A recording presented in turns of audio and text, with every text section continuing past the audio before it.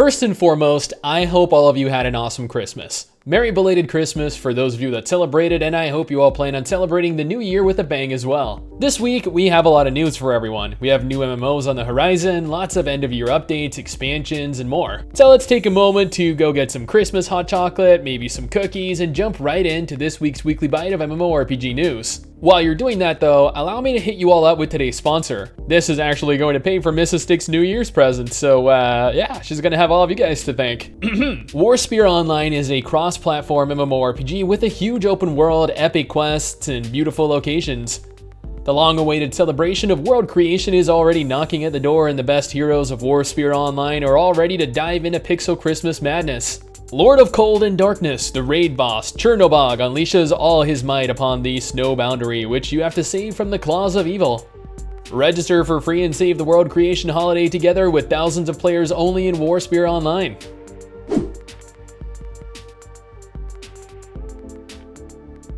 Alright, so let's start this off with some bad, but not entirely terrible news, as there is some good accompanying it. First, it was announced earlier this month that South Korea would be shutting down their version of Astellia Online. This is concerning news for players that are actively playing through the North American version of the game. However, the South Korean version of Astellia was published by Nexon, and Nexon is known for closing down games on a whim. Brunson, the North American developers of Astellia, have issued a formal post on the official forum stating that they're not Nexon, and there will be no interruptions with their iteration of the game. Not only do they have every intention of continuing moving forward, but they have also revealed that they would love for South Korean players to come on over to the North American version of the game. This would not only increase the player population, but would also provide current players with access to a wealth of knowledge. Additionally, the devs behind the game are offering free weekends for players wanting to try the game out completely free. You'll be able to get in both this weekend and next weekend and play the game at absolutely no cost. You can find out exact instructions on how to participate in the free weekend on my website, mmobyte.tv. Just follow the link in the description or the pinned comment below.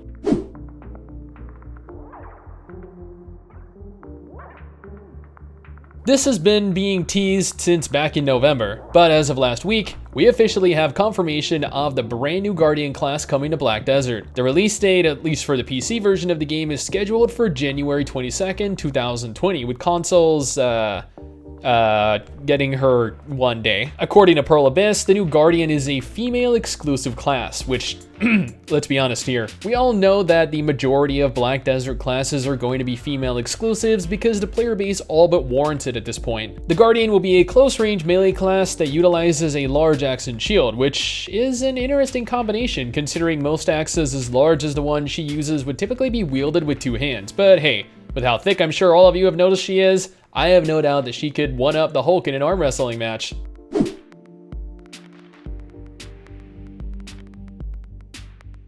Now, if the Icebrood saga left you wanting more out of Guild Wars 2, and let's be honest here, why wouldn't it? It's a large content update for the game that people have been waiting for, then you'll be ecstatic to know that ArenaNet have announced their plans going into 2020. On January 28th, ArenaNet will be releasing the next Saga's episode titled Shadow in the Ice. But that isn't all. Throughout the entire first quarter of 2020, they plan on releasing content updates monthly, providing players with PvP balance, events, new PvE activities, new weapons, new armor, and more. They didn't reveal everything though, wanting to retain some semblance of mystery, but Guild Wars 2 fans have plenty of updates, regardless of how large or small to look forward to over the course of the year. This is reassuring news considering the situation that NCSoft has left the Guild Wars 2 team in.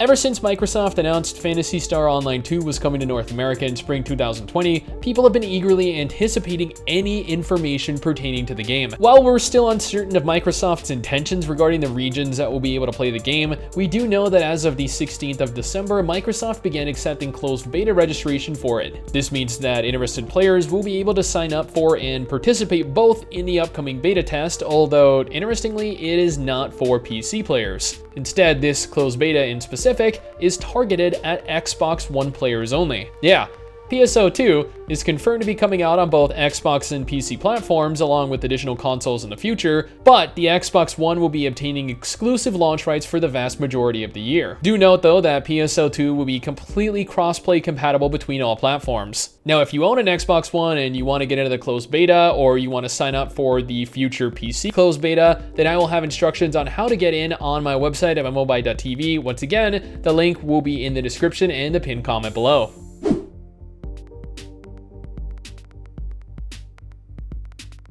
Love or hate my.com and Skyforge? Probably hate for the most part, but you cannot deny they roll out a ton of updates for the game. On December 17th, my.com launched their latest free expansion called Rock and Metal for PC, with PS4 getting it on the 18th and Xbox One on the 19th. The expansion doesn't bring with it any new classes this time around, but instead adds in the new Toxic Wasteland dungeon along with a powerful new form for players to unlock called the Aspect of Vengeance. Naturally, there's a bunch of new gear to obtain as well for those of you interested in that.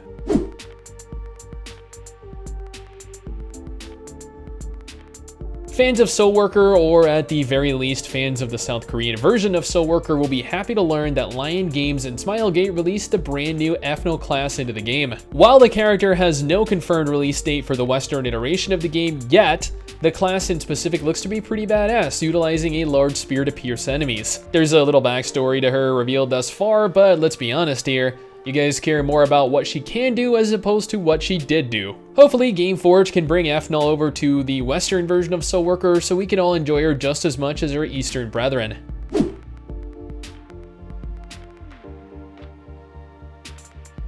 I have done various videos on TemTem over the course of the year because honestly, it is one of my most anticipated MMOs of 2020. I am a huge Pokemon fan, and this will be the closest thing we get to a Pokemon MMO, probably ever. Now, it was announced that TemTem will actually be launching into early access on January 21st, 2020. That's next month, although I've already reported on that. What I instead want to report on is that TemTem made the announcement a week or two ago that the current alpha test actually had a full co-op mode, allowing people, more specifically Mrs. Sticks and myself, to jump in and play the MMO together. Yeah, we are fully capable of exploring and battling across the archipelago together, along with being able to capture all the new TemTem and explore the new regions added right before the early access release. Again, this is for alpha testers only, but that is pretty damn cool. I will probably have, or maybe even Mrs. Sticks might have, a pre-early access look at the game up within the next couple weeks for those of you interested in trying it out.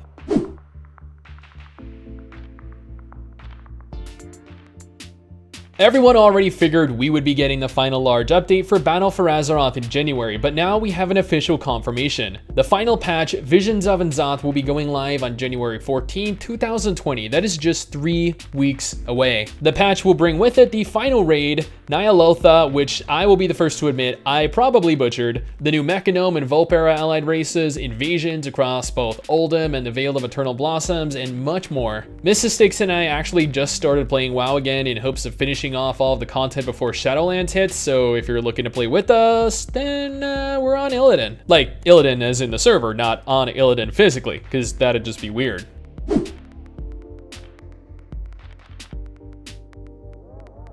I don't think I've ever done a news segment that included Runes of Magic. There's a first time for everything, apparently. The reason I'm talking about it is because the game has had a large patch that introduced quite a bit of content to the game. We have an entirely new zone called Chassis, including various quests for players to participate in and complete, a brand new instance, new Pantheon, and tons of outdoor activities like a world boss, new gear, and, well, if you're looking to play through the game either as a new or returning player, then the devs behind it are opening up 2 brand new catch-up servers. So hey, if for whatever reason you've been waiting to jump on in, then here's your chance.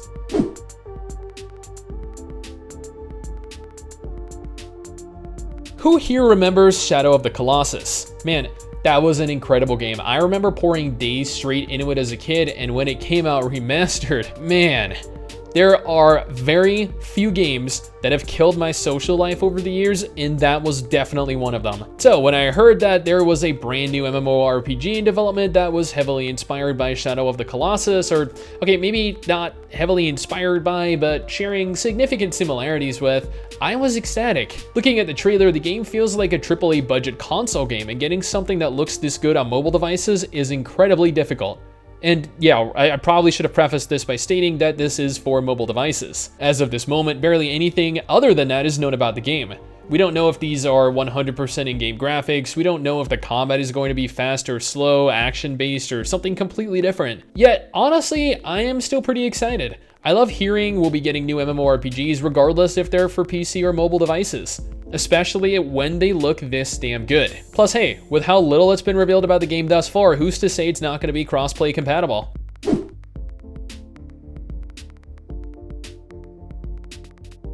Now, I haven't really discussed Magic Legends since it was revealed, and that's mostly because the developers behind the game stated that it'll reveal actual information sometime during January. All that has been revealed thus far is that you'll have 5 different classes to choose between. Although, real quick, one thing, and perhaps the most important thing that I actually wanted to bring to everyone's attention, is that Magic Legends is being marketed right now, or was being marketed as an MMORPG. It was listed as an MMORPG on the official website for the game, and credit to KingFlares for this info on Reddit, by the way, before I forget, but last week, that was updated to instead list the game as an MMO action RPG. While that doesn't necessarily mean much in the grand scheme of things, I thought it might be worth noting that it might be much less MMO than we'd all originally thought it would. And that's it. That is all the MMO news that has been brought to my attention over the course of the last 2 weeks. Hopefully you guys had a really enjoyable Christmas, Merry Christmas, and Happy Holidays once again.